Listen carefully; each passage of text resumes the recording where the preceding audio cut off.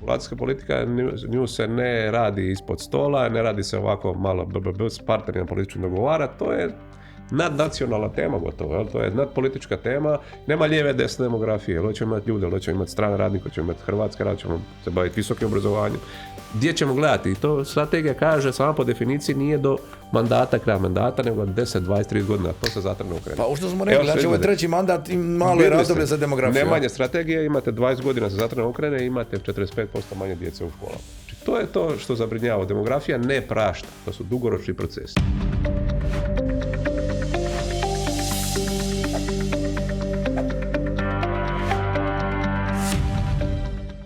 U Novoj špici s Macanom pričamo o demografskim kretanjima u Hrvatskoj i zapošljavanju stranih radnika. Kakva su demografska kretanja? Kakvi su životni uvjeti? Koliko je financijski održivo raditi ovdje kao strani radnik? Kako se strani radnici integriraju u hrvatskom društvu i s kakvim izazovima se susreću? Kako na nas utječe izvoz radne snage i kakva je uloga međunarodne suradnje u tom procesu? Koje su demografske mjere ključne za budućnost Hrvatske? O svemu tome govorit će nam demograf Marin Strmota i osnivač i direktor agencije TH Consulting specijalizirane za posredovanje u zapošljavanju stranih radnika Ivan Suharnik. Dobrodošli. Hvala. Marine, kakve su nam kretanja? Mi smo se zadnji put ozbiljno pričali negdje prije 8 godina, 7 godina i je li se puno, mislim, to je malo razdoblje za demografiju, 7 godina.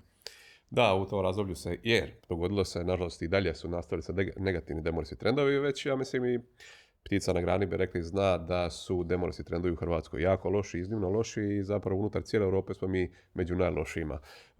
To je ono što mi govorimo negdje od 90-91. godine u kontinuitetu. Imamo mi depopulaciju, imamo veći broj i umrlih nego rođenih i imali smo i iseljavanje i demografsko starenje, znači apsolutno svi trendovi pokazuju te negativne demografske trendove koji donose probleme koje nam je tema danas, između ostalog ekonomija, tržišta rada, a i svi drugi socijalni sustavi ovise upravo o strukturi ljudi, odnosno dobnoj strukturi u ekonomiji. To nam je ovo prirodno kretanje koje je?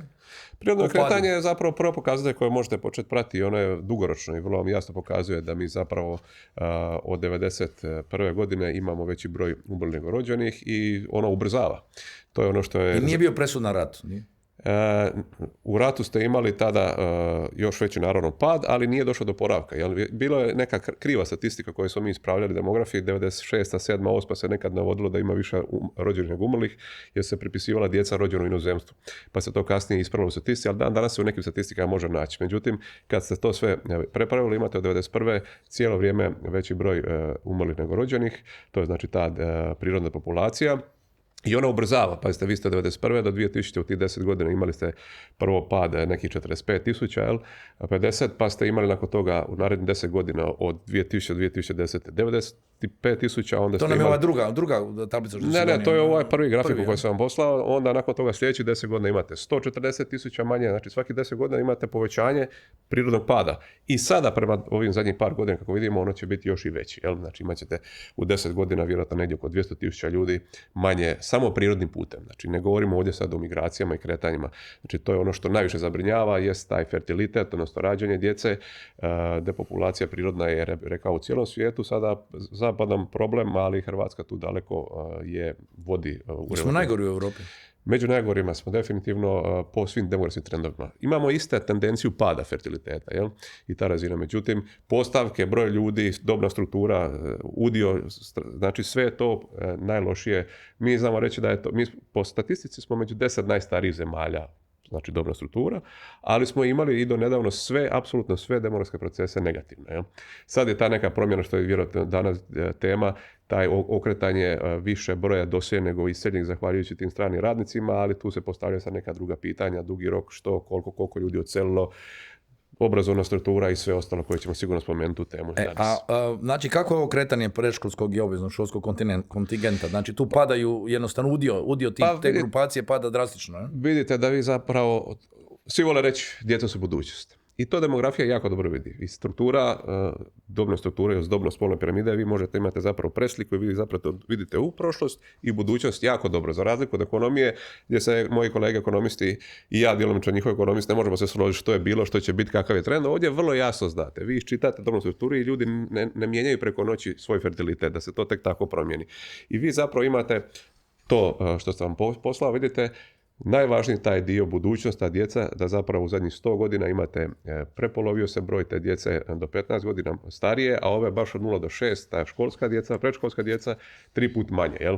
Znači, to je taj zabrinjavajući broj što znamo da nema tu pomoći ako ne budemo radili na nekoj fertilitetnom nekom... I tu nam je broj učenika pao sa što? 377.000 na 300. To ćete upravo čuti u vašim kolegama, medijima koji često tako bastično prokazuju, uvijek ćete vidjeti kao koliko je škola manje i tako dalje. I tu sam ja poslao samo nešto od nekih predavanja koje sam imao po Hrvatskoj. Nedavno smo bili u Slavoniji, koja je zapravo predvodnica u tim lošim trendovima, gdje vi zapravo u jako malom razdoblju, recimo u 20 godina, broj učenika se u slavonskim županijama prepolovio gotovo za pola, negdje 45. Vidim da one prednjače, znači Požeško-slavonska, Brodsko-posavska, Vukovarsko-srijemska, Virovitičko-podravska. Pokazat ćemo i to. Da. Apsolutno katastrofa po pitanju toga, znači u 20 godina ste izgubili pola djece u školama. Znači ako to nije jasno zabrinjavajuće, onda ne znam što bi bilo. Najzorniji prikaz što nas čeka po pitanju tržišta rada, a i onda budućnosti, rekli bi, opstanka Hrvata. I tu bi, čisto ovo ilustrativno, da im pomogne, mene uvijek ovo impresioniralo kad bi ti pokazao ova 4 dobno-spolna piramide koje su se totalno okrenule u nas. Od 900. pa do danas. Pa mi to u teoriji demografskoj poznajemo kao dobno-spolna piramida, jel? Svugdje ćete to naći. Piramida zato što ona pokazuje u vrhu gore, jel? Imate apcisu i ordinatu i imate dobne razrede i udio tih ljudi koliko su po dobnim skupinama, muškarci i žene. I ona ima piramidu, znači dolje najmlađi bi trebalo biti najviše, a najstariji bi trebalo biti najmanje. I tako je bilo 1900. Tako je bilo i prije 1900. Jel? Bilo je puno više ljudi koji se rađalo, puno manje starijih i cijeli sustav je bio tako posložen. Sad dolazimo na glavne teme, jel? To i socijalnog sustava i tih social pillarsa i svega budućnosti što ćemo mi raspravljati Europa i mimo ovih ratova koje imamo, je zapravo ta kriza demografska i ekonomska koja proizlazi iz tog međugeneracijskog sustava. Vi ste postrojili sustav, današnji sustav koji mi poznajemo i danas se oslanjamo na njega, međugeneracijski sustav, mirovine, su nastale krajem 19. stoljeća. To je Bismarckov model, kada je bilo jako puno djece, ljudi je jako malo starih, slabih, nemoćnih, jel? Sad je to, okreće se. Vi imali ste do nedavno 1980. godine 4 čovjeka su radili, jedan bio u mirovini u Hrvatskoj. Sad je to blizu 1:1. Znači, matematičkom progresijom vi dolazite da je taj sustav vrlo neodrživ. U krajnju ruku neodrživ, ali ili je mi ne možemo očekivati od njega neku zadržavanje standarda ljudi, pogotovo umirovljenika. Tu je najveći problem. I zato država sve više mora plaćati, jer ne ide od prihoda. Nego, htio sam još jednu uvod napraviti za Ivana. Ovo si naglasio da nema veze s migracijama, da je ovo samo po sebi. Ali opet su ti ljudi neki nestanu, odu. Govorio sam o prirodnom kretanju koje je samo po sebi problem. Unutar demografije gledate prirodno kretanje, rađanje, umiranje i mehaničko kretanje, migracije, doseljavanje, useljavanje. Nema 4 stvari utječu na demografsku sliku. Jel? Do sad smo mi imali, Hrvatska je tradicionalno iseljenička zemlja. Mi smo već to imali valove iseljavanja. Nažalost, zato što ekonomija nije nikad pratila. Otud lijepa sprega ekonomskog fakulteta, ekonomije, demografije, gdje smo zapravo jedina katedra, a tome objašnjavate kako je ekonomska struktura, gospodarstvo nije pratilo upošljavanje. Mi smo uvijek generirali višak ljudi. Koliko god smo mala zemlja, nikad nismo mogli uposliti te ljude. I uvijek su ljudi iseljavali. I na neki način to imamo danas. I to je bilo i čak i win-win situacija, se prešutno o tome, to se ne govori, jer vi ljudi odselite vani, taj koji su postali nezaposleni, socijalni pritisak stvaraju, vi odselite i politički pritisak smanjite, by the way, a onda oni još iz inozemstva svaljuju novac. I to je priliv koje nismo ni orali ni kopali, ne? To su doznake koje su trenutno u Hrvatskoj veće od stranih investicija. Razumijete? To je znači ogroman novac. To je sada već 6 milijardi, odnosno preko 5% BDP-a. Znači to su ogroman novac koji dobivate iz inozemstva od ljudi koji šalju ovamo. I to je ta neka kvaka u svemu toj priči gdje postoji jedan ekonomski otklon od te ideje da mi vratimo te nazad ljudi. Imate vrlo jasnu financijsku injekciju da ti ljudi ostanu tamo šalju novac. Ja ne kažem da je tako, ali imate mnogo dimenzija tog problema. Koliko ljudi je otišlo? Otprilike po vašem plus minus. Kada? Sada? Ovo zadnje otkad smo ušli u Europsku uniju. Imate, za početak imate ovo statistiku sam poslao od 2011. do 2021. Hrvatska se smanjila za 10%, znači za 400,000 ljudi. Ako u tome uzmete ovaj prirodni pad, znači imate oko 250,000 ljudi da je odselilo iz Hrvatske, što je jako puno. Pazite, 10% u 10 godina, to je strašan pad stanovništva. I to najpotentnije u stvari stanovništvo. I to je problem što je otišlo najpotentnije, radno sposobno i obrazovano i stručno stanovništvo. I ne samo to, oni su otišli i odnijeli su svoju djecu u budućnosti. I jesmo li tu specifični ili se to događalo u Poljskoj, Rumunskoj? Oni su isto krenuli s niskim plaćama, ušli u Europsku uniju, onda su išli u Ujedinjeno Kraljevstvo, i što se radi po svijetu, Irska isto i oni. Kod njih je ta tranzicija sporije išla. Mi imamo tu vrlo ubrzanu, induciranu tranziciju, jako brzo. Ko što i sada imamo ekstremno brzo useljavanje stranih radnika, što je 2 puta veće nego što se događalo u drugim zemljama od useljavanja stranih radnika iz trećih zemalja, jel? Tako da smo i ovdje smo imali uz rat, znači nama su ti demografski trendovi jako brzo išli u negativnom smjeru, tako da smo imali u 5 odmah smo krenuli i tu smo definitivno među najlošima u svijetu, ne u Europi. Ali ja sam namput čuo da na ovim skupovima kad smo razgovarali o tome, da ipak kad dođeš, ne znam, do 80% plaće prosjeka Europske unije, da su kod Poljske, Rumunjske dogodio taj trend da se dio ljudi počeo vraćati doma. Kad su digli standard kod sebe. Znači ta priča koliko posto i tako dalje, zato što naše ankete su pokazivale da nije samo stvar plaće, odlaze su ljudi koji su imali plaću 80% ili 100% prosjeka, što je i dalje mala plaća. Naravno da ovaj ekonomski dio kad nemate granica, ideja Europske unije sama po sebi će stvarati ekonomsku tu nejednakost i mobilnost stanovništva. To je svakome jasno, jel di? Ako može preko granice preći da ima duplo veću plaću, zaboravi ti na demografske neke priče. Ali da, nije samo taj problem. Što sam pitao, još je bila tema. Ne, da li se vraćaju Poljaci, Rumuni? Oni su prije nas ušli, pa su dosegli, malo su digli plaću. Ne u tom broju. Nikad se ljudi ne vrate u tom broju. Sad se i kod nas vraća, ali što mi imamo problem? Što se nama ljudi počnu vraćati zbog loše ekonomske situacije u tim zemljama, ne zato što se žele vratiti. Sad možemo uvesti tu jednu dodatnu komponentu, političku, ekonomsku, kako hoćete, društvenu, gdje je zapravo trebalo vratiti ljude da oni se žele vratiti ovdje. Oni su u tim anketama, to sam htio spomenuti, izjašnjavali se da nije samo to, nego neka opća društvena klima ih ne zadovoljava. Ne postoji nekakav meritokratski sustav, često ćete čuti od mladih i od mojih kolega. Nismo poštena država. Nismo poštena i ta percepcija je jako zastupljena bila i do nedavno. A ja sam i koliko ta percepcija je jaka i manipulativna, i to bi volio reći rečenicu dvije, gdje recimo tada kad smo se mi znali i družili i ja sam predavao na fakultetu, u isto vrijeme. I onda sam pravio anketu paralelno s angažmanom ovdje da vidim što studenti razmišljaju. Tad je bilo jako iseljavanje, bum, 2016-17. Pitaš studente na 3. godine s fakulteta, gdje još nisu ni izašli na tržište rada. Pazi, želite li seliti u drugu zemlju? 80% njih kaže da. Pazi, oni još i ne znaju što je na tržištu rada. Sada kad ih pitaš, što je možda čak i lošija neka situacija po nekim stvarima, 20%. Otkud? Znači, gdje je ta percepcija se izgubila toliko godina da je toliko manje sad želi iseliti iz Hrvatske? Znači, tu i mediji doprinose. Znači, imali ste tu neku medijsku priču, privlačenja izvana. I tu smo crni. Tu smo crni, a mislim, to je legitimno. Dođe i priča se i u Irskoj je super, onda oni gore odu sa ružičastim naočalama, onda se razočaraju da nije baš tako, je prvo stan 3 puta skuplji nego kod nas. Zubar je puno skuplji. Puno tu priča, zato smo Zubar, naravno zdravstvena zaštita je puno skuplja, pa zato smo imali fiktivno stanovništvo, ovdje su ostali ovdje na zdravstvenom i tako dalje. Puno tema tu povlači i vrlo zapaljiva tema i dan danas ovo što mi danas pričamo. Odlično. Dakle, sad smo došli do uvoza. Dakle, neko je morao zamijeniti te ljude. Tako I Ivane, mi više nemamo onaj bazen, pa će Marin tu možda dopuniti. Znači, ovo što si ti rekao, počeli su te tražiti, dovodiš strane radnike i dovodio si u Hrvatsku primarno, tako? Tako je. I sad odjednom što se rekao, dobio poziv Sjeverne Makedonije i Albanije. Srbiju već neko vrijeme radimo, a dobili smo poziv iz Sjeverne Makedonije, upit za radnike iz Nepala. To znači da ako Albanci nemaju radne snage, oni su još, jel tako, oni su još potentni s djecom. Bolje stoje po fertilitetu. Ako Albanci idu raditi drugdje, ne žele raditi, gdje je nama taj bazen? Znači taj bazen totalno potrošen. Da, bazen najmo reći Balkana je potrošen. I sad, koji su zemlje iz kojih najčešće dolaze strani radnici? Najčešće, kad je u pitanju Srbija, oni najviše preferiraju Indiju. Makedonija, oni imaju upite samo za Nepal. A Hrvatska, kad je u pitanju Srednja Azija, većinom je to Nepal, međutim ako gledamo ukupan broj stranih radnika, to su još uvijek radnici sa Balkana, znači Republika Srbija, Bosna i Hercegovina i Makedonija. Tu ti ne posreduješ, oni se sami snalaze s poslom. I sami nešto i mi radimo, nešto je tvrtke nam se obraćaju koje ne znaju postupak, trebaju nekakvu pomoć, tako da dosta kroz nas prođe primjerice iz Srbije fakultetski obrazovanih ljudi za nekakve poslove u Hrvatskoj. A sve manje one pomoćne radne snage. Dobro, a zašto Nepal?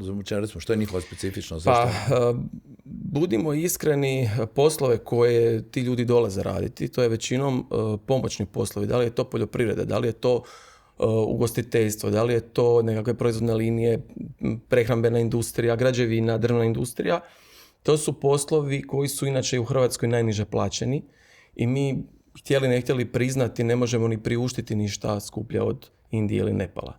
Jer evo gledajte, recimo Filipini koji su jako popularni među poslodavcima, mi njih ne možemo dovesti niti za poljoprivredu, niti za nekakve pomoćne zanimanja, oni to ne žele raditi. Niti ne žele raditi za tu plaću.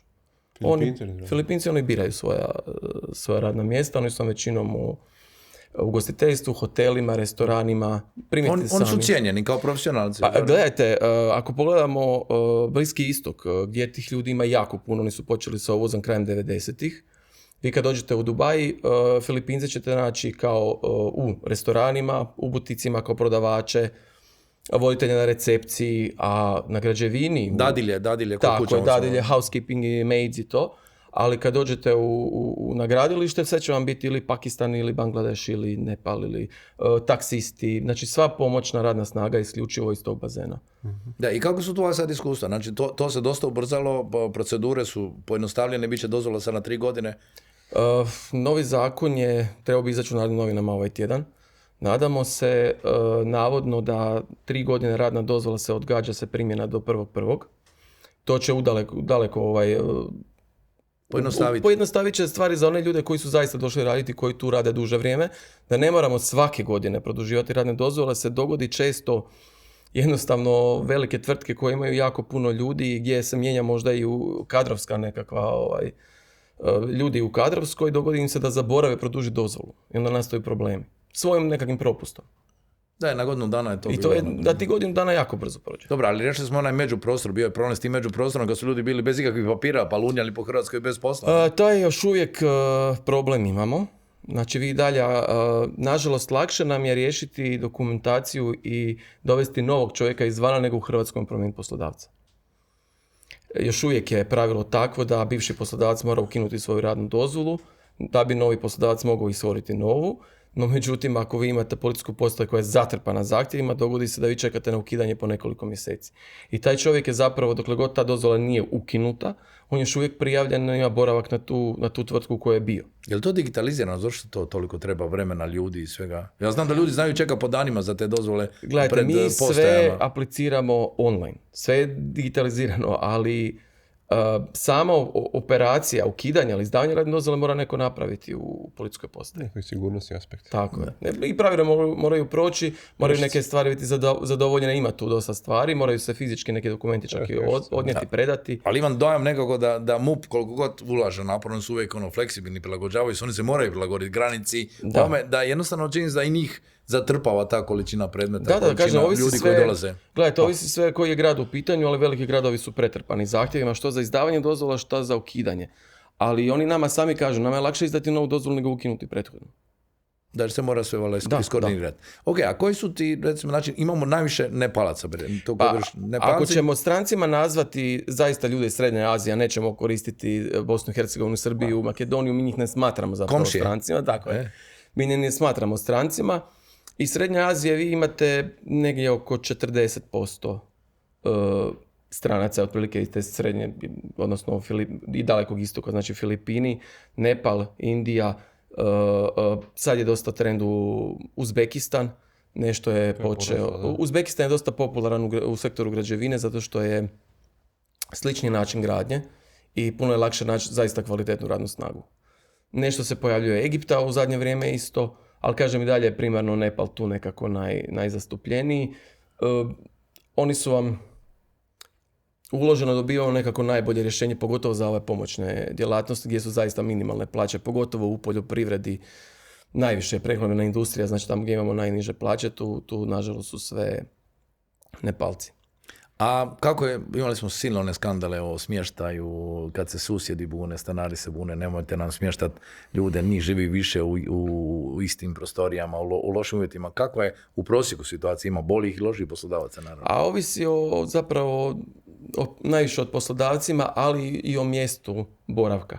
Najteže u gradu Zagrebu, veliki je grad, ograničeni su kapaciteti, skupi su stanovi, skupe su kuće.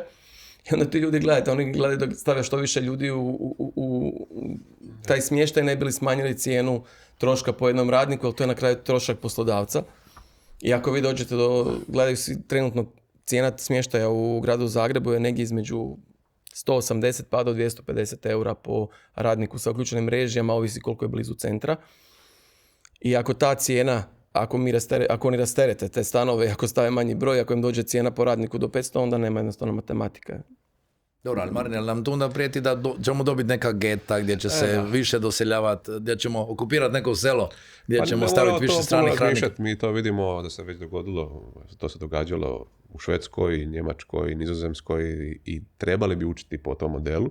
Malo pre sam spomenuo da mi imamo duplo brže useljavanje tih stranih radnika. Ne kažem da su oni ekstremisti i Bože sačuvaj, ali postoji taj sigurnosni aspekt. Nedavno sam bio isto na jednom sastanku i sudjelovao sam baš na jednom projektu istraživanja tržišta integracije radnika. Vrlo zanimljivi podaci. Upravo to. Znači oni sami ističu i dosta negativne prakse imaju tog natrpavanja ljudi u neke vanjske dijelove grada, u stare kuće i tako dalje. Ljudi su našli priliku na brzinu zaraditi. To je sa poslodavcima, naravno, su se vodili samo profitem i doveli u situaciju da su ljudi onako dehumanizirani i stvara nezadovoljstvo. I to je ali samo da ispravim nešto, Ivan je tu samo. Nije nužno profit, ajmo reći. Znači imaš troškove koji su prihvatljivi. Nije nužno, ali zato je došlo do toga. Zapravo nisu tvrtke te koje su zapravo htjele to, nego su to ti stanodavci koji zapravo žele što više zaraditi. Sad je taj dio, i to je recimo jedna od stvari preduvjeta za getoizaciju, da dobivate dijelove grada gdje ne možete više doći, se stvori zadovoljstvo, ne daj Bože još dođe 50% nekih ekstremista ili nečega što vrlo moguće sa kako su nam vremena došla i onda ćete zapravo morati spašavati situaciju na drugi način. Zato bi to trebalo spriječiti. Oni s tim upravljati, strategiju neku imate. Pazite, vi ste imali, u toj anketi, gdje sam osobno tu anketu obrađivao i radio, negdje su izračunali da žive po 30 u kući. Pazite, 30 ljudi u jednoj kući. Jel? I sad, koliko sam čitao, između ostalog pričao tada sa državnim tajnikom, rekli su da će taj dio isto regulirati, da će se ograničiti, mislim da je u prijedlogu zakona, po kvadraturi i tako dalje. Postoje nekakvi parametri da će to biti bolji stambeni uvjeti. Kao minimalni uvjeti. I plaća, svakog plaća. Kad njih pitate što, u tom uzorku, to je bila Međimurska županija, oni su se tamo dosta prerađivačka industrija uzela radnika. Prvi su bili, ja mislim, tamo u peradarskoj industriji. Među prvima. Je. I oni su se izjasnili upravo, kad pitate te ljude, koji su im problemi, stanovanje, nisu nezadovoljni to, koliko se zna često prikazati vani. Recimo, mene jako smeta kad vidimo tendenciozno izvještavanje nekih medija, ne znam iz kojeg razloga i zašto, nađe se neko jedno je nekog zgurnuo skutera i svi ga napali. Ja gledam anketu, njih 90% zadovoljni sa odnosom, imali smo 200 ljudi, njih jedno dvoje su imali nešto da im se nešto pogrdno reklo i tako dalje. Nije tako, ni blizu. To je za sad super situacija, samo da se ne treba pokvariti. Ne treba se pokvariti, ali ćemo pokvariti ako mi stavimo njih u uvjete, neke dehumanizirane uvjete gdje ćemo od njih stvoriti nezadovoljne ljude. Kako su tvoje iskustva sa prigovorima, sa problemima? Pa mi imamo, kažem, dobra iskustva, pogotovo, kažem, mi radimo najviše radnike iz Nepala, radimo i druge države, ali najviše Nepal. Nemamo nekakvih velikih prigovora, niti na smještaj, niti na bilo što. Mi smo im na usluzi za bilo što da trebaju. Kažem, najveći je problem to grad Zagreb stvarno ima problema. Da, specifičan je, veliki grad i teško je doći uopće do smještaja. Zato se smještaj sve više kreće prema periferiji. Ima ljudi koji su ozbiljne novce uložili u smještaj. Dobit ćemo novu Dubravu, ali nepalsku. Ma teško da ćemo to dobiti. Nepalci, oni kao nacija, oni nisu nametljivi. Ako ste primijetili, oni kad idete ulicom neće nikad stati pred vas. Oni će uvijek se skloniti. I u tvrtkama imaju dosta veće poštovanje prema našem stanovništvu, ne zato što ih je neko to tražio, nego jednostavno njima to uređeno. I stvarno nisu narod koji se ističe po nečemu, traži nekakva posebna prava ili nekakve svoje uvjete, oni se prilagođavaju uvjetima koje mi pružamo i generalno su oni zadovoljni. Ali isto, nadodao bi da njih 60% je reklo da razmišlja o ostanku, znači recimo u toj anketi, znači nisu da su svi mahom žele ostati, navode to plaću, mogućnost spajanja s obitelji, to je nešto što isto u zakonu nam će se vjerojatno korigirati. Veća je nekakva uvjetno rečeno opasnost da on ode jednostavno kad malo stekne neko iskustvo, što ste već imali sigurno i priča, da ovdje nešto nauči, onda ode, ne znam, u Sloveniju ili negdje malo Austriju, malo dalje za duplo veću plaću raditi. To je veći problem. Ukoliko želite te ljude zadržati, to je problem za poslodavce, uloži energiju i novac u te ljude. Mislim smo imali primjeri ste neke građevinske firme negdje u Zagrebu, pričali su, 30-40 ljudi, radilo godinu dana i preko noći svi otišli, pobjegli. To je problem. Da, to je tržište rada koje će biti isto koji kod nas i svi će ići prema boljem. Pa normalno, to, Znači, nama je to u ljudskoj naravi da idu prema Ali boljem. oni mogu, kad jednom dobiju radnu dozvolu, tu mogu ići u Europu ili kako, ne? Ne samo Nije tako. baš, ne samo tako, Ne samo tako, nisu im sve države otvorene, niti mogu ilegalno u nekim državama raditi, tako da nemamo sad nekakvi veliki egzodusa, pogotovo Nepalaca, ja u ovoj godini u 24. sezoni, a zaista taj trend. Bilo je dosta fluktuacija. Potiče kad postanu Hrvati. Ne, bilo je dosta fluktuacija unutar Hrvatske, gdje su poslodavci mamili, ajmo reći, te radnike većim nekakvim plaćama i tako, te koji su već stekli nekakve... mislim, šta nam je trenutno najveće primjer? Manja mjesta, pogotovo sela, gdje su imali nekakve lokalne kafiće, gdje su ostali bez, ajmo reći, konobara, konobarica, su dosta uzimali nama cure iz Nepala. I one kad nauče jezik, jednostavno dođe neko iz drugog sela, konkurencija koju joj ponudi puno veću plaću i vuče ju k sebi. Ja sam čuo čak i bračnih ponuda da je bilo. I toga je bilo, ali kad je u pitanju ovo što ste spomenuli da ljudi žele ostati. Ako ćemo samo Nepalce najbolje poznam, oni su jako veliki sanjari. I oni će vama reći svoje snove. Ali su jako svjesni da jednostavno do toga neće doći. U 5 godina mi smo na naš bazen ljudi od nekoliko tisuća svega doveli možda 3, 4, 5 žena radnicima gdje su tvrtke inzistirale da se njihovim najboljim radnicima dovede iz obitelji, na primjer supruga, isto na radnu dozvolu da bi radilo u istoj tvrtki i to vam je, kažem, možda 1-2 godišnje. Jer oni su svjesni, kad dođu kao bračni par treba ih izdvojiti. Tvrtke ne pada na pamet da njima plaćaju poseban smještaj. Znači nije problem što oni ne žele, nego što ne postoje mogućnosti. Ne postoje mogućnosti i dugoročno gledano ne znam ni da li će postojati mogućnosti da jedan Nepalac koji radi u Hrvatskoj dovede svoju ženu i tu osnuje obitelj. Ja ne znam s čim će to platiti. Sad smo na problemu. Ne znam s čim će to platiti. Znači ili tako, generalno su uglavnom muškarci, ili tako? To je u brojkama, kako je su omjeri? U početku su to bili samo muškarci, sad imamo dosta veliki trend. 30% čini se. Ne? Da, sad je dosta veliki trend uvoza žena. Da, ali onda će s vremenom i oni poželjeti možda napraviti svoju obitelj tu ili će se povezati. Evo, to je prirodni tok, ne? Gledajte, ja pratim jednu ekipu koja je kod mene već 5 godina. Njih je 6 muških u poljoprivredi. Svake godine kad odu na godišnji, kad se vrate ili se jedan oženio ili jedan će dobiti dijete ili uglavnom tako vam je trend. Oni kad odu doma na godišnji, obitelj je već pripremila vjenčanje, mladenka je izabrana, oni još uvijek imaju te dogovorene brakove u nekim krajevima. Jednostavno, oni meni kažu, gledajte, 5, 6, 10 godina rada, idem doma, doći iz obitelji neko drugi raditi.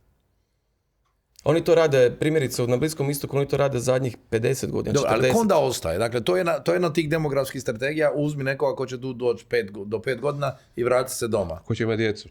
Pa iz našeg iskustva u zadnje vrijeme radnici iz Srbije sve više ostaju nakon turističke sezone, traže trajne poslove i ostaju tu živjeti. Srbija, Bosna i Hercegovina. Jer jednostavno imaju priliku nakon 5 godina, govore jezik, imaju priliku nakon 5 godina dobiti papire, trajni boravak. I onda imaju de facto ulazak u Evropsku uniju gdje žele. To je neki novi trend kojeg možda nismo ni bili svjesni. Ne? Da, imamo toga sve više. A reci mi, znači imamo, ja znam da je bio jedan detalj u ovom ćemo dijelu, možda bi ostao stručno, pa ćemo ostaviti to neformalno kasnije u ovom drugom dijelu koji možemo onda pričati svemu svačemu, pa i dulje, nego da ovdje kažemo sve bitne informacije. Kako stoji sa zdravstvenom zaštitom? Tu imamo izazova kad su u pitanju radnici koji nisu s našeg govornog područja. Neznanje jezika, liječnici se žale na nemogućnost pristupa njihovim zdravstvenim kartonima i dosta imamo problem sa pronalaženjem liječnika obiteljske medicine za njih. Mislim, ispače da morate uvesti liječnika Nepalca tu. To ćemo jako, jako teško napraviti. Nažalost, liječnici u Nepalu su plaćeni više nego u Hrvatskoj. Jer ih jako malo ima. Jer oni nemaju obrazovni sustav koji je besplatan kao mi. Da bi bili liječnik u Nepalu, obitelj mora izdvojiti negdje oko 50.000 eura, što je... To je ona posebna kasta. Tako je, što je jako, jako rijetki mogu. Dobro, Marin, ali mi imamo isto taj problem generalno, dakle da mi obrazujemo za izvoz ovo što bi... A to je naš problem, dakle, mi dajemo naša sredstva porezna i vi na fakultetu i svi drugi. Kad gledate čisto, znači ekonomski, to gledate od strukturu, da ne ispada da su zločesti, ali to su ljudi koji dolaze i oni su ljudi, međutim nama se obrazovna struktura na neki način narušava, jel vi, ko ste vi, što smo svi govorili da želimo neke zemlje znanja, svi želimo imati djecu na fakultetima, svi ćemo biti visoko obrazovani. Imate, Sad je svaki četvrti ima visoki fakultet. A to postaje normalno, to postaje standard. Otići na fakultet kao što je bilo prije 50 godina srednja škola. Jel? Znači, to je nekako standard i očekuješ da čak možda i neće se usporava taj trend, jer se čini da se učilište samo po sebi ne daje više taj doprinos na tržištu rada, čak postoje neke zagovarače javne u javnom svijetu koji nisu za fakultete više, što nije dobro, ali okej. Htjeli smo zemlju znanja i obrazujemo ljude za neku višu proizvodne vrijednosti, jer da ljudi mogu više proizvoditi, ulažu više svog ljudskog kapitala, onda sad zapravo otišli su ti ljudi, otišla naša stručna radna snaga i sad dobivate ljudi koji zapravo, čuli smo, rade u ugostiteljstvu, turizmu, sve nisko obrazovana radna snaga, pomoć radna snaga, što smo dobili na taj način. Mi smo se osiromašili, a želimo zapravo ići naprijed, želimo bolju industriju, želimo, ne znam, industrializaciju, informatizaciju, poduzetnike i tako dalje. To očigledno u tom smjeru obrazovanja ne ide i ja često u zadnje vrijeme se tim ponaviše bavim i to me najviše muči obrazovanje. Znači da tema posebna samo za sebe, za jedan sigurno podcast, obrazovanje nam postaje goruća tema, ne samo u Hrvatskoj i ostatku svijeta, nekako kriza. To ne znam, obrazovanje za tržište, ili koje ne postoji više? Da, ne postoji i jako se tržište mijenja. Obrazovni sustav ne funkcionira dobro, ne snalazi se dobro, jer samo to ne možemo više ni obrazovati kadar, odnosno imati nastavnik, neće više, ko danas želi biti nastavnik, kad pitate. Evo što u društvu više nije to cijenjena funkcija, profesor na fakultetu isto manje plaća vjerojatno nego na pola ljudi u nekom stručnim zanimanjima i onda imate tu zapravo polako narušavanje cijelog sustava i cijelo vrijeme nekako napadanje tog sustava, da su uhljebiti profesor ništa ne rade, a mislim, a najvažnije je zapravo obrazovanje. A što nam je s obrtima, ali vi dovodite ovo obrtnike, ovo što nam trebaju za vodoinstalatere, keramika, jer nema više nikoga u ovoj Hrvatskoj su zlatom plaćeni, a kako su vaši plaćeni? Su isto zlatom plaćeni ako su dobri? U građevini, gledajte, u građevini radnici Uzbekistana nisu baš malo plaćeni. Znači nije to najniže plaćena radna snaga, ali te vještine se danas cijene i zaista je teško i pronaći toliki broj radnika sa iskustvom. Tvrtke traže danas radnika sa iskustvom i to ne mogu dobiti za minimalac. To su ipak malo ozbiljnije plaće. Zidar, tesar, armirač iz Uzbekistana u Hrvatskoj nema ispod 1200-300 eura plus plaćen smještaj i možda 100 eura naknadu za hranu. Tako da nije to baš jeftino. Dok dodate tome doprinose, to je preko 2000 eura mjesečno. A kako stojimo s ovim poslovima koji su jako traženi, ovo da ti treba neko doma popraviti, sitni popraviti, električar, keramičar? To stranci, osim ako ne rade za tvrtku koja se bavi time, ne bi smjeli raditi jer nemaju papira. Ne, znači radnik koji je u Hrvatskoj stranac, nebitno odakle, smije raditi isključivo onaj posao za koji ima radnu dozvolu, isključivo za tvrtku koja je ishodila tu radnu. Da, ali nije se sjetila neka tvrtka uzeti njih za ovo što nam dostaje kućnih meštara, ima? Pa imate tvrtke danas, pogotovo po Istri i Dalmaciji, koji imaju recimo servise za čišćenje, imaju zaposleni 5 Nepalki koje, oni imaju nekog vozača koji ih razvozi na lokacije gdje se... Zato što ljudi vole dosta unajmljivači stačice iz Nepala, zato što ne govore naš jezik i ono što su vidjele uglavnom nemaju kome reći, pa onda... Nema komentara o tome što se događa u tihoj djelatnosti. Uvijek je to naše žene strah. Ok, nismo rekli brojku, koja je tvoja procjena, koliko je tih, znači koliko ljudi iz Azije, ovo što smo rekli pravih stranaca, koliko ljudi iz susjedstva? Pa generalno, znači ovaj broj izdanih radnih dozvola koje se stalno po medijima vrti zapravo je nerealan. Jer svako produženje radne dozvole je nova radna dozvola, svaka promjena poslodavca je nova radna dozvola, svaka sezonska radna dozvola je nova radna dozvola, tako da vi imate radnika koji u jednoj godini promijeni 3 poslodavca i dobije 3 dozvole, a i dalje jedan čovjek. I isto tako iz 24. ono što smo napravili zadnja 3 mjeseca 24. ti radnici će tek doći u 25. neki raditi. Tako da ta brojka je dosta ovako diskutabilna. Prava brojka je negdje, kad pogledate na 31.12. koliko je stranih radnika prijavljeno na mirovinsko osiguranje, ta brojka je bila 24. negdje oko 120 ili 130 tisuća. To je stvarna brojka stranih radnika, od čega više od pola su radnici Srbije, Bosne i Makedonije. Tako da ovih radnika iz Azije sve skupa mislim da nema više od nekakvih 40 tisuća trenutno zaposlenih. Pa je li to kad gledaš ovako ukupno stanovništvo, ili to 1.600.000 je nekako ukupno zaposleno, znači to je ni 10% zaposlenih, ne? Pa to je negdje oko 10 do 15% bi ja rekao da je radna snaga strana. Ok, ali pola smo rekli, pola susjedstvo, znači? Da. Pa po nekom procjena možda čekao da ima malo 20-30 tisuća više, ali ok, kako god, 30 gore dolje. Možemo zbrojiti po nacijama. Nepalaca ima 25 tisuća trenutno, Indijaca ima negdje oko 10-ak, Filipinaca ima sad negdje oko 13 ili 14 tisuća i iz Bangladeša imate u Hrvatskoj. Ukupno cijela Hrvatska. Da.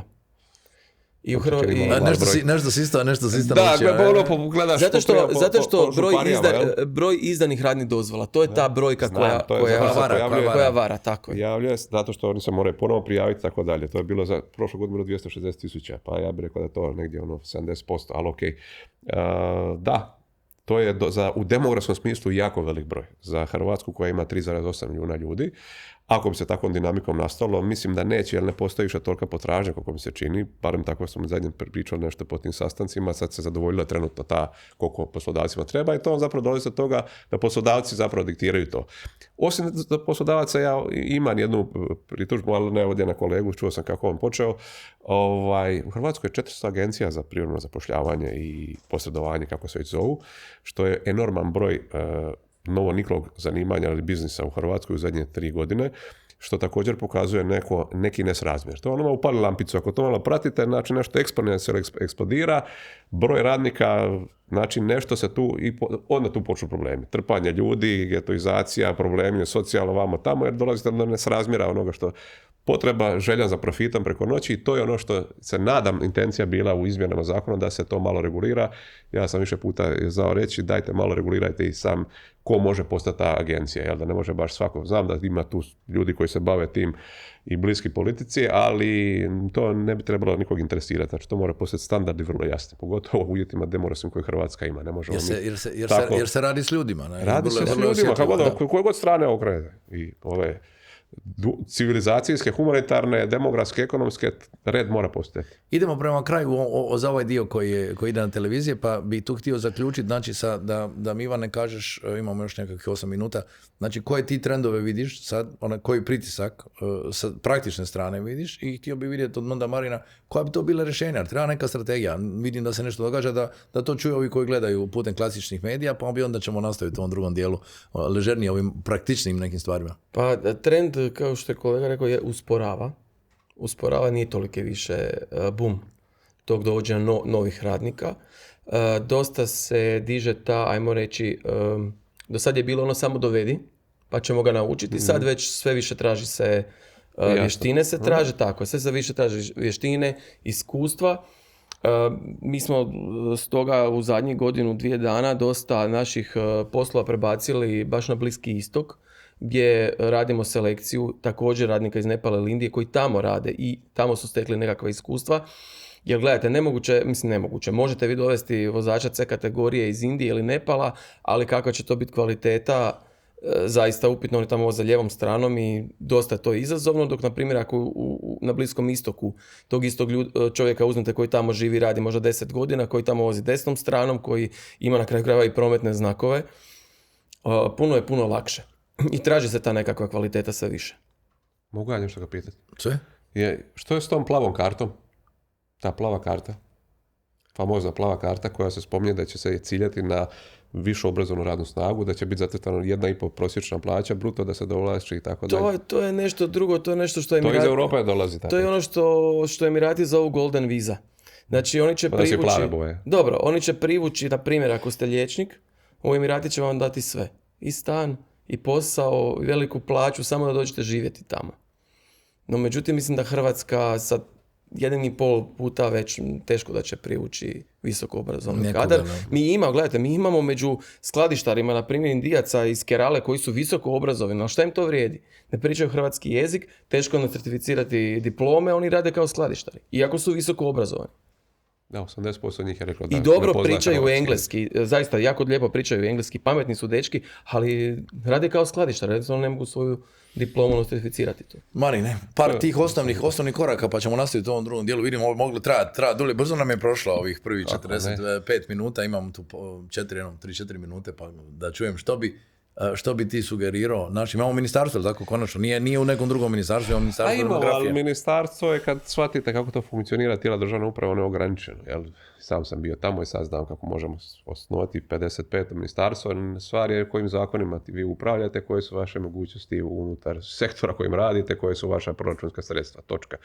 Ministarstvo trenutno ima 2 zakona, to su rodiljne roditeljske potpore i dohodak za djecu, doplatak za djecu, pardon. Sad vidim da se negdje tu u zakonu o strancima će se nema ništa dati, neka ingerencija nad nečim ali to je sve nemate dovoljno instrumenta. To je ozbiljan posao.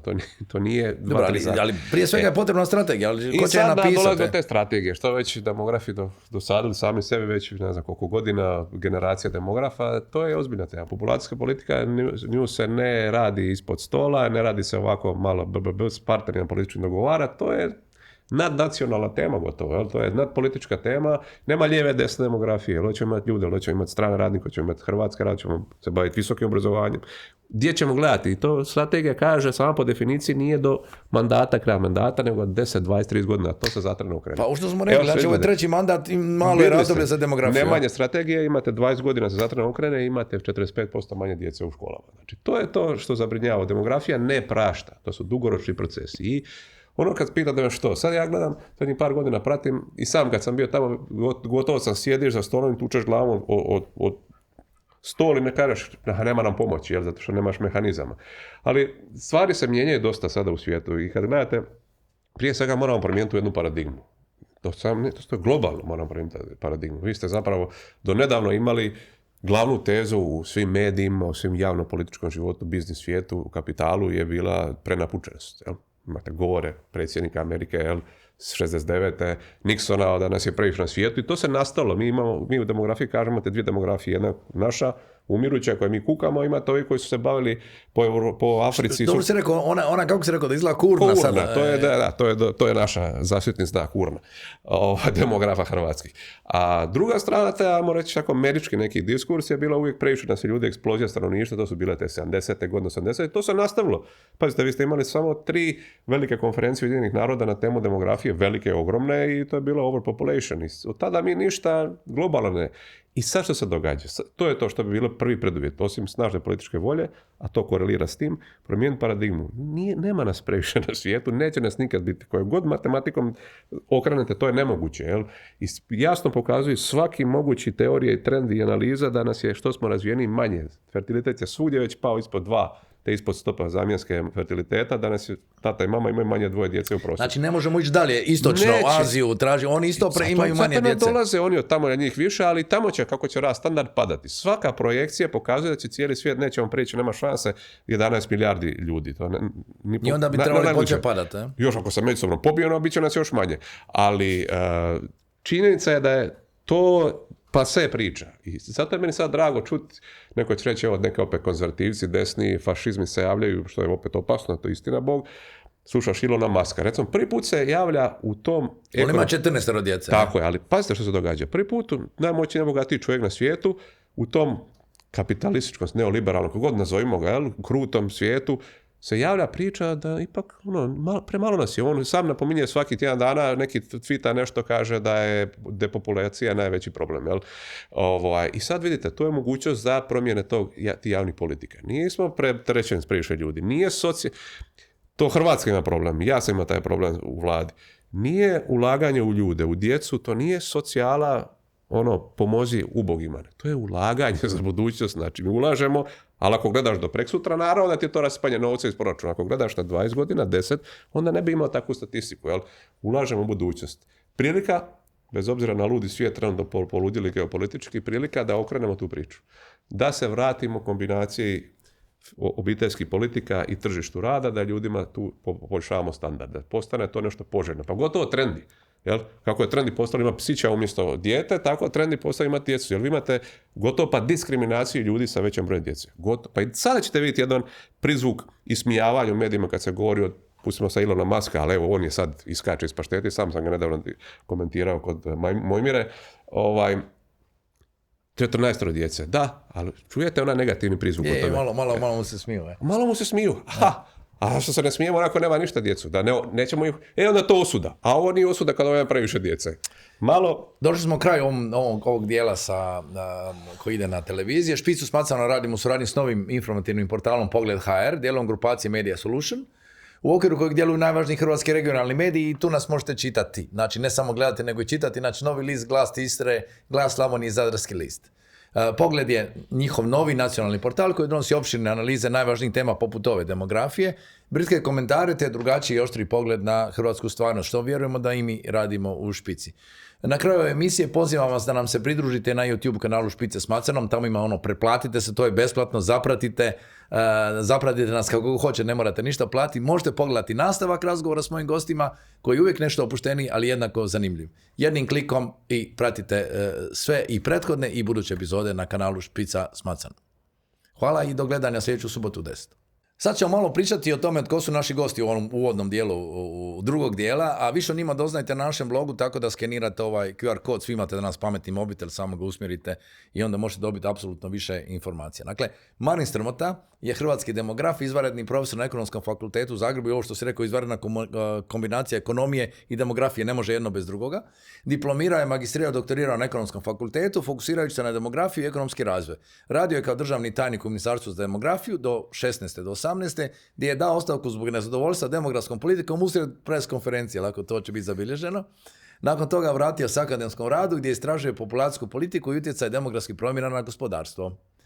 Ivan Suhanek, jedva sam te dobio da dođeš, je osnivač i direktor agencije nije THC, Consulting, THC, nije THC, specijalizirane za posredovanje u zapošljavanju stranih radnika u Hrvatskoj. Ono po čemu smo vas zapamtili i zašto smo vas zvali, vi ste pokazali jedan nekakav drugačiji pristup stranim radnicima, dakle imate tečajeve, besplatne tečajeve hrvatskog jezika na koji se oni rado odazivaju, jer njima je život lakši. Ne? Prije toga si se bavio poljoprivredom, je li tako? I onda si prešao u agenciju silom prilika, je li tako? To se dogodilo, to nije bilo planirano. Pa to kažem, trebali su ti strani radnici, tako, sam doveo za svoje potrebe i tako je krenuo. I onda je došao susjed, daj da i meni dovedi. Tako je, susjedi, prijatelji, poslovni partneri. A gdje si smješten lokacijom? Znači to vas famozna Slavonija, Virovitica koja je opustošena. Stavit ćemo te one tablice u prvom dijelu će biti da, nisam vjerovao da je to toliki pad, 45%, jer to u stvari, ali tu je dio isto oni koji su odselili. Ne može samo da je, ili to baš je prirodni pad, govoriš o prirodnom padu. Dio koji da, ima i dio koji su njihova djeca otišla s njima. Otišla s njima, to kažem. Nema, jer ako neko odseli, nema novi klijenca, nema prašića. Ivane, pratiš na neke stvari sada, da sam čuo par, mislim, nije smiješno, ali prvo, rekao si oko doktora, ne razumiju, nema kartone, jako je teško mu reći neko prevoditelj, onda de facto ti moraš imati Nepalca kojeg držiš samo, koji mora biti de facto visoko obrazovan i razumjeti sve probleme, sve terapije, mora biti njihov ispovjednik nekako. Ne. Pa uvijek te informacije, nekakve bolesti nekog radnika dođu do nas, jer poslodavci nas traže pomoć, jer oni sami to ne mogu riješiti.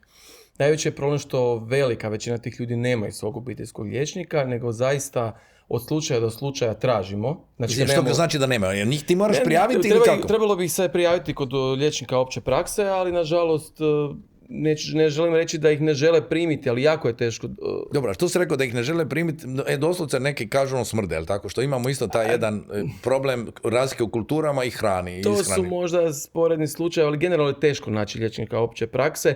Ono što mi sada radimo, znači hitne slučajeve rješavamo na hitnom bolničkom prijemu ili na hitnoj pomoći, a ako poslodavac treba doznaku, znači ako je u pitanju bolovanje, onda zaista moramo naći liječnika opće prakse da bi ja samo liječnik. Jer oni imaju sve pravo koji svi drugi radnici. Tako, za njih se plaća mirovinsko i zdravstveno osiguranje kao i za sve druge građane, ništa manje, ništa više. Dobro, gdje je ovaj problem znači, sa mirisima? Dakle, oni ne imali smo onu emisiju kada je bilo o cijenama, da tu ekonomski taj isto pokazatelj, ako imaš 130, dobro, ako ste rekao 60,000, ali do 100,000 ljudi koji jedu drugačije, to utječe i na potrošnju i namirnice koje se troše, se ne troše tradicionalne namirnice. A evo trenutno imamo nestašicu riže, dosta je izazovno nabaviti, uvoznici su se žalili i cijena je nešto porasla, nekakvih 15% u zadnjih par mjeseci. Zato što je nestašica ili je porasla općenito na svjetskom tržištu? Generalno na svjetskom tržištu je problem, ali potrošnja se povećala. Gledajte, mi imamo tvrtke koje imaju puno radnika, gdje vi imate možda 50, 60 ili 100 radnika, tamo se riža naručuje na palete. Jer njima radnici iz Azije jedu rižu 2 puta dnevno. Da, ali onda se rekli znači, da oni jednostavno imaju taj nekakav svoj specifičan miris koji nekom ljudima smeta. Koriste jako puno začina, baš puno daleko više nego mi, i neke začine koji su intenzivnog mirisa, a to je posebno kumin. Kumin je taj zapravo koji je nama dosta onako i čudan i ne odgovara nam, a on ima zapravo taj najintenzivniji miris. Dobro, i onda sam čuo jedan, neću reći ko je bio veleposlanik vamo tamo, ali kaže da iznenadili se drugi veleposlanici, bili na nekom sastanku i onda kaže, veleposlanik je došao i rekao, imam jedan problem kao pa nema žena, nemate legaliziranu prostituciju. Jer ako je 70%, ne, ali ja govorim to, eventualno kasnije dođemo do ovog problema da se dogodi ekscesi. Ne? Je. Znači, ako je 70% muškaraca, a nema znači, dovoljno partnerica iz njihovog koji žive s njima i ostalo, realno se događa i dođemo do problema da nemamo legaliziranu prostituciju, pa ne znam što se onda događa. I mislim, jedan od praktičnih posljedica na toliko muške populacije. Ne? Pa trend je uvoza sad radnika iz Azije, žena. Tako da nadamo se da će u idućih godinu dana se to malo iznijeti. Dobro, ali za sad nemaš taj trend da će one onda ostati zasnovati familiju jer im je preskupo, nego i oni izračunaju vrati nazad. Neće ostati sigurno. Gledajte, opet ću navesti taj primjer Emirata gdje gledamo to 40 godina, taj uvoz radnika iz Pakistana, Indije, Nepala. Zasebno, znači samci muškarci ili žene rade i žive da li sa cimerima ili cimericama, a ako dođe do veze, ako dođe do trudnoće, najčešće žena ta koja ide u matičnu državu, tamo rodi, najčešće ostavi dijete roditeljima i vrati se nazad, nažalost. Znači, ajmo reći, Bliski istok nema taj problem da ostaju, ili možda prilika razlika kultura. Gledajte, vrlo malo ih je ostalo, oni to ne mogu platiti. Znači, te države su izrazito skupe i za stanovanje i tamo nema besplatnih škola. Sve se plaća. Oni sa svojim plaćama to tamo ne mogu sebi priuštiti. Tamo vam su odrasli nekakvi djeca Indijaca ili Pakistanaca od onih koji su se uspjeli snaći nekakve obrte otvoriti, nekakve dućane ili mehaničarske... Ali su rijetki. Ali su, da, u manjini. Znači ona priča kad su našli išli u Njemačku, osnivali familije s vremenom nije Nije, značajno to drugačije. Prije svega možete gledati i religijsku tu dimenziju isto, ali tu mi možemo zaboraviti, ja mislim, tu neku klasičnu integraciju ili ti asimilaciju kako su neke zemlje provodile u Europi. Pa gledajte, kad smo mi odlazili, mi smo bili kao najbolji radnici. Mi smo znali njemački jezik, na primjer, kad smo odlazili u Njemačku, moji su baka i djedi išli gore i bili smo vrlo traženi radnici i vrlo lako si se zapravo integrirao i po svemu, po kulturi života. Ti vidiš po ovim ljudima da oni nisu iz iste kulture. To je ono što mi pokušavamo i to su ipak ljudi, nisu to strojevi, jer i oni imaju neke sve običaje, kulturu, vjeru.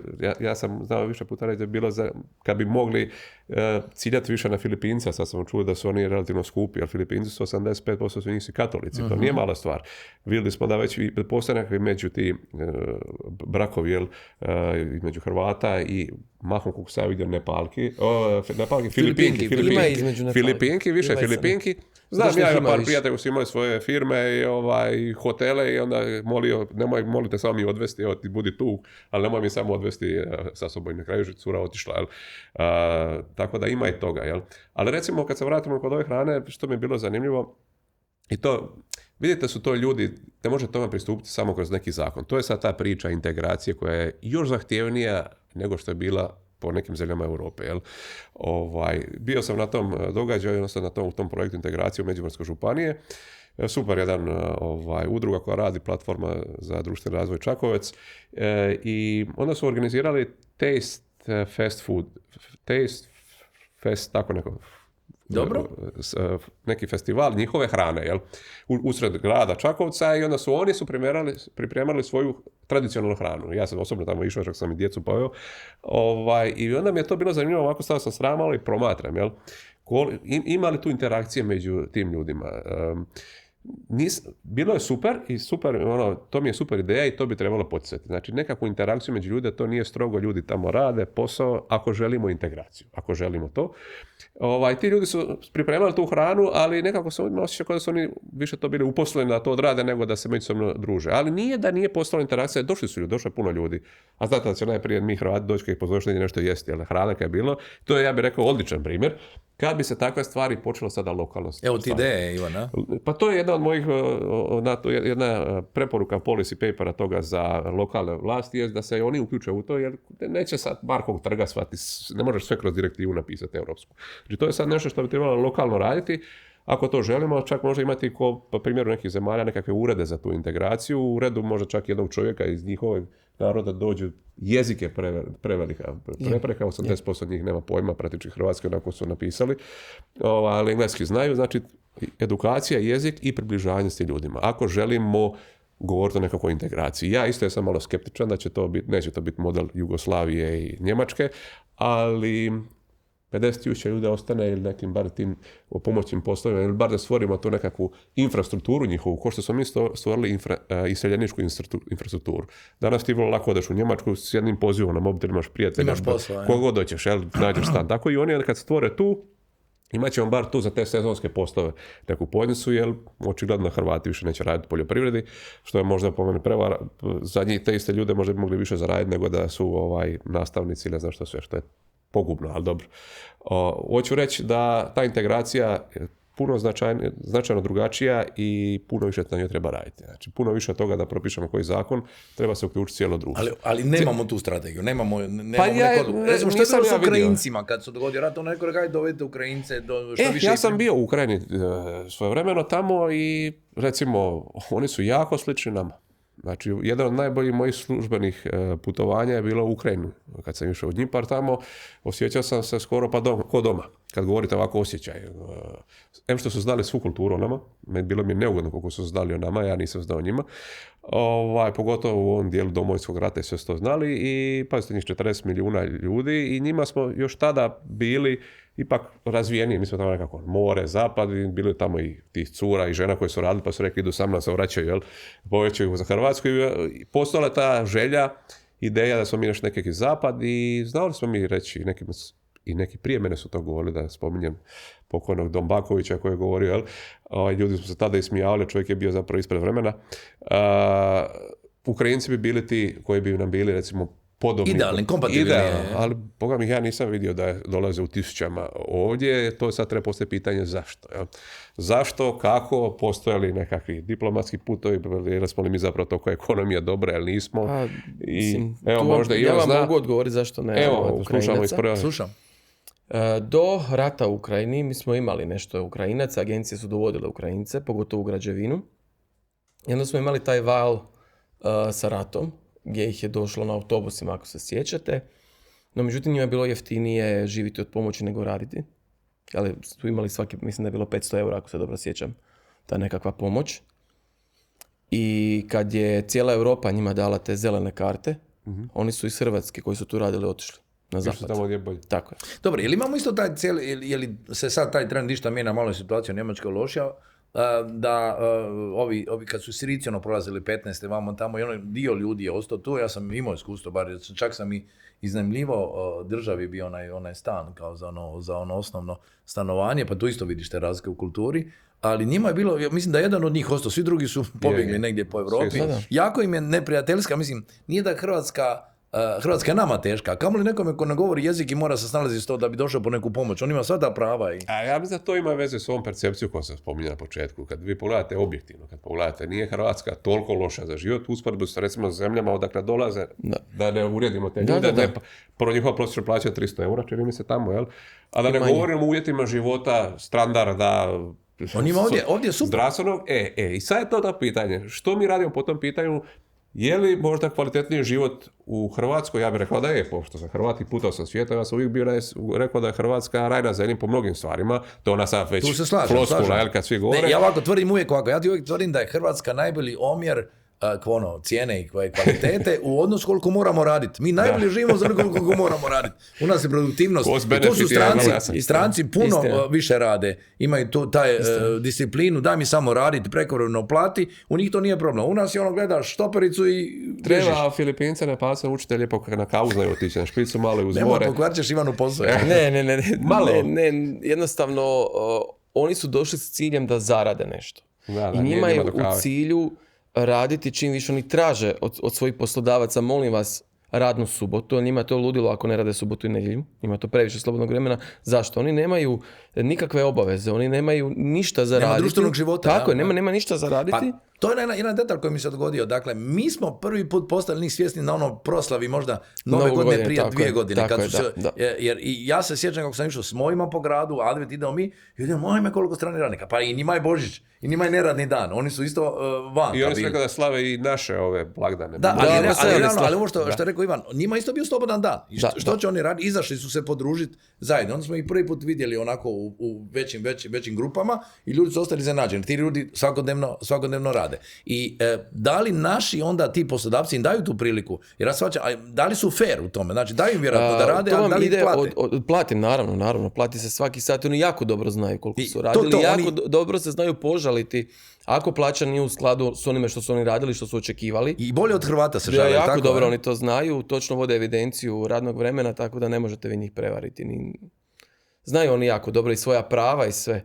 Nisu oni, što neki ljudi kažu kao robovi, daleko je to od toga. Dobro je ako oni znaju koje su im prava, koje su im mogućnosti. Već znaju, gledajte, ima ih sad dosta. Društvene mreže su tu, oni su povezani, uvijek će im neko dati neki savjet, neko će im pomoći naći drugog poslodavca. To je sve normalno. Ako ostanu bez posla, ako ostanu bez smještaja, oni će jako brzo naći nekog prijatelja koji će ih primiti na kratko dok se ne snađu i tako. Tržište, ja ne znam, ja vježbam kako 100 stvari, recimo na izborima sam naučio i pitati taksiste. Ja sad pitam strance koji su taksisti, pitam im kako im je. I onda sam dobio sad sve više tu informaciju da su bili u Njemačkoj ili negdje pa su došli tu raditi, da im je ovdje sad dobro. Da im je ovdje taj neki kompromis dobar, da je Njemačka skupa, a nije plaća puno veća, a ovdje je plaća takva, ali nismo tako skupi. To što ti kažeš, iz njihove perspektive nismo dobro. Smještaj je problem u Zagrebu. Imaš ta iskustva da se ljudi dolaze nazad ili da spježe tamo? Naši radnici koji su... Šta je problem? Ako su i otišli negdje iz Hrvatske, a radili su ovdje, ako su otišli negdje u Europu ilegalno, oni se u Hrvatsku ne mogu vratiti. Jer protek vremena jako brzo padnu u taj ilegalni boravak i ako nima prijavljen boravak ili nešto u postupku, jednostavno nema druge nego otići nazad u svoju matičnu zemlju i raditi cijeli postupak iz početka. Često se i nama dogodi da neki radnik, da li krivnjom poslodavca ili svojom krivnjom, jednostavno je zapao u nekakav, ajmo reći, ilegalan boravak i nekakav određeni protek vremena kad prođe, vi ne možete više njemu napraviti novu radnu dozvolu, nemate druge nego ga poslati nazad u matičnu državu i raditi sve iz početka ako ga želite nazad. Imamo mi kod nekakvih poslodavaca gdje su sami svojom greškom zaboravili produžiti dozvolu.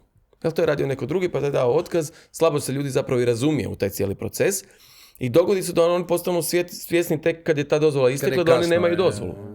I onda je više prekasno za bilo što i onda ga pošalju kući. A država to dosta kontrolira? Da, sad je sustavi su vam povezani, sve se vidi, ne možete ništa sakriti. A znači čim mu istekla dozvola ne smije biti prijavljen, tako se to je automatizirano. Tako da ili ako je dozvola ishođena, ako ste prijavili boravak, a niste ga prijavili mirovinsko i zdravstveno, MUP-u to odmah vam pitaju što se događa. Odmah vas pitaju što je, zašto nije prijavljen. Marine, jedan detalj me zanima, čisto nismo to pripremali. Bila je velika rasprava oko ove mjere roditelj odgajatelj, tako u Zagrebu. I ja sad govorim inženjerski, čisto sam radio računicu, zar ne bi bilo bolje da je ta mjera negdje u Slavoniji, u Lici, tamo gdje nema nikoga, gdje ne možeš inače dobiti posao. I ovdje se prigovaralo da onda nešto ljudi dolazilo, jer su mogli dobiti, imali su više djece, majka bi dobila taj status i nešto, brojke su tvrdili da se čak u Zagrebu ta demografija nešto popravila, to ćeš ti reći jer koliko je bilo nije točno, ali gledam sad kad je prazna Lika, kad su prazni ove neka sela ostala, zar ne bi to bilo rješenje da dobiješ obitelj koja stoji na selu s više djece pa da se vrati nešto stanovništvo? Ali trebaš imati prije ljude da bi stvorio nove ljude, jel? Lika je sama po sebi već prazna i nema to fertilno stanovništvo više dovoljno. To je jedan problem kad se izgubi taj kontingent fertilni, ne može ga više ti ne obnoviti. Nema tamo mladih ljudi kojima bi i dao da i hoćemo takvu mjeru. Ta mjera sama po sebi uvijek je vukla neke kontroverze i sam sam sudjelovao i u tim nekim radnih skupina, još dok je bio i Bandić živ. Ali uvijek se na nož to uzmala ta mjera, ali to nije bilo dobro iz više razloga. Ta mjera prije svega pokazala na neke stvari, to je više bila nekakva socijalna mjera je nekakvog spašavanja tržištu rada. Postavite logičko pitanje, žena koja je uzimala tu relativno, hajmo reći, malu naknadu za današnje neke troškove i nije to razina plaće, znači automatski je pokazilo da je nešto loše na tržištu rada. Ako ona izlazi s tržišta rada, iz tog radnog mjesta, ona se zapravo spašava s tom naknadom. To je više to pobuđivalo, da ne govorimo sada o romskoj manjini, nešto što su imali to više tu prava u Zagrebu, nego generalno ta mjera. Postoje te obitelji. Pokazalo se da je povećalo nešto to treće rođeno dijete, ali ne toliko značajno. Dosta je tu sredstava. To je više trebalo usmjeriti u tom zašto? Zato što je i nije ona toliko bila najveći kontraargument je bio da će žene izaći s tržišta rada, da je to nekakva da ćemo zatvoriti žene u kuću. prvo, kažem, žene su se spašavale sa loših radnih mjesta, to je znači neka pokazatelj. Drugo, nijedan nije rekao da će biti dugo ostati doma, nego to je par godina ur glave, jer dali ste neku tu slobodu. I ne samo to, svaka žena nakon par godina, kad ono najmanje dijete podigne, želi izaći tržište rada. U danas u 21. stoljeću. Govorimo prosječno o nekoj majci, srednje obrazovane, visoko obrazovane. Znači ta priča da će mi zatvoriti žene, pa je to nešto nazadno, ne. A treća stvar što mi se jako nije svidjelo kod te priče, kad su došli na vlast Možemo, oni su trebali biti nešto socijalno više osjetljivi kad pogledate, jel, po nekom svjetonazoru što li. Prva mjera koja se udarila upravo je bila mjera roditelj odgojitelj. Znači, koja se poruka poslala? Znači, udarate odmah na tu socijalno osjetljivu mjeru, koliko god je ona kontroverzna bila, je naravno mjesto za popravak. Skupa je relativno bila tada. Ali prvo se bilo na nju udarilo. Znači, prvo je bilo odmah udariti na to. U meni se javilo stotine ljudi, ne znam zašto, tu i tamo su prepoznali zbog televizije, ovo ono, da su slale poruke, u tamo su da se to izbaca sad, da nije u redu, ovo ono, pa te tužbe. I odmah se stvorila jedna dodatna negativna slika o toj priči, ne financiranja majčinstva, nego potpore majci. To je potpora majci. Ona se mogla restrukturirati, bolje napraviti, staviti bolje kriterije, vrlo jasne, vezati uz kriterije obrazovanja, radnog mjesta, djeteta i tako dalje. Ovo je bilo odmah na nož i nikako to objasni ljudima. Što je glavna poruka? Ono što sam rekao i malo prije. Kakvu sliku šaljete? Što mi želimo? Ako mi cijelo vrijeme stavljamo roditeljstvo u neku neizvjesnost, to dehumaniziramo, šikaniramo, onda u kontekstu tržišta rada, majka, imate uvijek i u medijima kako neka otpuštena rodilja bila, bla, bla, bla, stavljate cijelo vrijeme diskriminaciju roditeljstva se radi. I mi imate istraživanje, mi imamo teoriju koju nismo mi izmislili, demografska teorija, pokazuje što je glavni uteg padu fertiliteta. Pa sociopsihološki čimbenici, ne više ekonomski toliko. Danas u Hrvatskoj ništa kruha gladni. Neće vama 200 eura, 300 spasti život, reći da imam 4. 5. dijete. Sociopsihološki čimbenici znači je ono što vas stavlja u poziciju želite li imati dijete u društvu u kojem živite. To je pokazano još krajem 80. godina. Znači da bi neka kampanja Apsolutno. Kampanja od onih najsitnijih stvari da se poštuje parkirno mjesto roditeljsko negdje do onih family line-a kad idete na zrakoplovnom linijom u Briselu gdje već imate. Znači ta jedna fina politika nam fali. Fali nam i ovo. Ne možete vi o finoj politici pričati o obitelji koja nema dovoljno novca, pa mu date doplatak za djecu. Da li bi pomogla ta nekakva olakšica, veća poreza za treće dijete? Nekako mi se čini da tu poreznoj politici uopće toga nemamo do kraja razrađeno. Porezna politika, na njoj se dosta radi, kolega Primorac je to i prije njega Marić, i dosta su, ja sam rekao da najbolje ministarstvo demografije uvijek bilo ministarstvo financija. Vrlo jasno. Porezna ima jedno ograničenje, to je da se ona ne vidi, ona nije jasna. Mi volimo eksplicitnu populacijsku politiku. Ona nije jasna, jer da vas sad pitam koliko je vama porezna olakšica, ne bi znali koliko je. Jel? Ne znate. Jel? Ne znamo. To je prva stvar. Druga stvar, kod financijskih olakšica ili poticaja, postoji jedna zakačka u svemu tome. S godinama to što ste dobili poticaj postane pravo. I vi smatrate to je moje pravo, ne da to meni poticaj da ima sljedeće dijete. To će vam svaki demograf malo učeniji reći o tome, objasniti kroz ekonomiju i matematiku. Znači, puno je tu nekih stvari koje vrlo jasno vam pokazuju da ne možete tako na taj način riješiti samo financijskim poticajima. I još jedna stvar u svemu tome bitna, što je zemlja razvijenija i što imamo više novca, što nam je viši standard, postoji nešto što se zove dohodovna elastičnost fertiliteta. Što imate više, manje na to utječe novac. To je ograničenost znači, ekonomije. Ipak više kampanja, više za raditi Ne, nego što imate više novca, manje vam je bitan novac da bi imali nešto. Da bi imali dijete, nego više ova kampanja, više kažeš socio, ovi drugi. Tako je, i vama više nije bitno, će vam sad držati 100 ili 150 eura, sad dobro djecu je obuhvatio jedan veći broj ljudi i obitelji, ali to su male, to su, ne znam koliko, većina njih upalo neki 70 eura za dvoje djece i tako dalje. To su male stvari, što bi možda, to nam sve treba, i o tom možemo posebno, tu smo mogli puno bolje napraviti taj doplatak za djecu, ali sociopsihološki čimbenici, to je sve, to je i vlada, i crkva, i sveučilišta, i svako od nas ponaosobi mediji, da ne stvara tu sliku toliko ismijavanja negativna. To nam treba, nama treba taj neki, kažu, konzervativni pogled. Nema konzervativne demografije, pobogu. Ili ćemo nas biti ljudi ili neće biti ljudi. Ili nas neće biti. Mora biti progresivno. Stari, demografija mora biti progresivna. Normalno, ali ako imate društvo koje je teško, ima 2-3 djece, majka neka koja je šikanirana na poslu i bude upitna njezina karijera zbog radnog. Iako smo dali besplatne udžbenike, sve mi idemo prema tome da je... To je sve standard. Sve je standard, ne? Moramo ići ka tome da obrazovanje ne bude uteg toliko da kad imaš 2-3 djece da moraš ići, da idemo američkim putem, da imate... U kredite. To onda možemo slobodno zadnji čava u ljes, ali mi moramo ići u drugom smjeru, okrenite to. Ulaganje u ljudski kapital i ljude kroz obiteljsku politiku, modernu obiteljsku politiku. Kako je išlo ovo sa školama, to nismo možda komentirati, sa jezikom i to. Jel imaš interesa, još neke druge stvari? Učenje hrvatskog jezika za strance, pogotovo za strance iz Azije, dosta je izazovno, hrvatski je jako težak i dosta ovisi o gdje rade. Ako imate kolektiv u kojem imate 100 stranaca, gdje su oni samo sa svojima, to ćete jako teško nešto napraviti. Gdje su manje tvrtke. Konobarice. One sve pričaju hrvatski. Evo, zaista, dođete u Viroviticu, ima nekoliko kafića koji imaju Nepalke, one normalno, gledajte, one poslužuju bez problema, sve razumiju, rade obračune, zaključuju blagajne, rade stanje skladišta. Jutro sam baš bio sa jednim gostiteljem koji ima 2 moje Nepalke, čovjek je prezadovoljan. Trebalo im je nekakvih 6 do 9 mjeseci da zaista pohvataju sve i da mogu... A one će se onda na kraju udatu. Pa za te ruralne područje, da, to je dosta izgledno. Ima više sama. To je dosta izgledno, a nije da se ne može. Sad kažem, ovisi o tome koliko ih posao tjera da znaju hrvatski jezik i koliko ih ima uopće u kolektivu. Tamo gdje ih je manje, puno brže nauče hrvatski, pogotovo ako rade s našim ljudima. Kažem, sve ovisi, ali ako imate zaista neku veliku tvrtku koja ima jako puno neku proizvodnu liniju gdje su oni samo brojka, tu jako teško ćemo... A koliko su naši, kad rade Hrvati i stranci zajedno, koliko su naši su solidarni?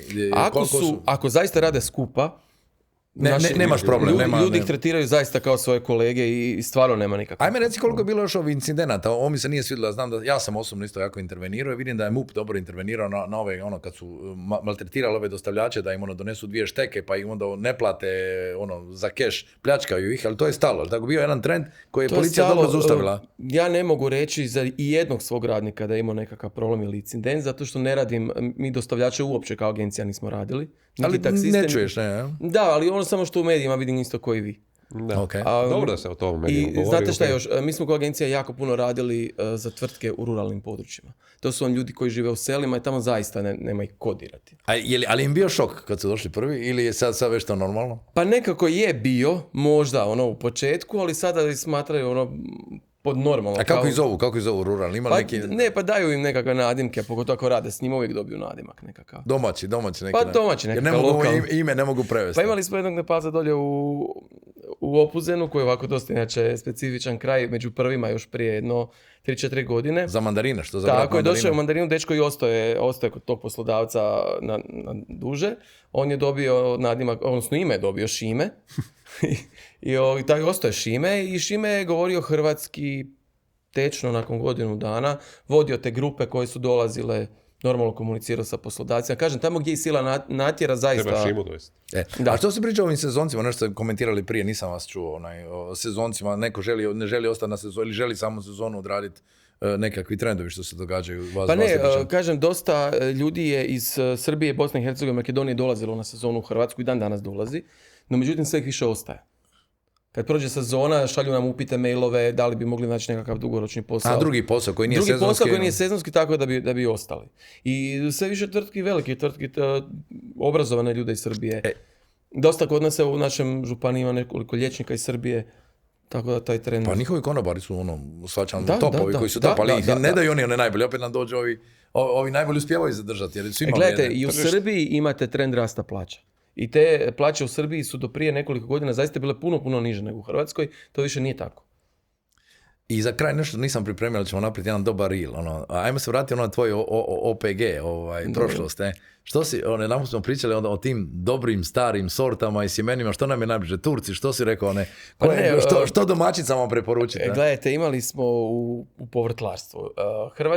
Hrvatsko povrtlarstvo vam je počelo se razvijati tamo krajem 90-ih, kad su prve tvrtke koje proizvode hibridne sorte došli u Hrvatsku sa svojim predstavništvima i to je nekako uzletno onda krenulo. Međutim, trend je bio takav da su te tvrtke radile sve na selekciji sortimenta koji je bio prvo otporan na bolesti, ima visoke prinose, i dugačak rok trajanja, a zanemarivali smo okus.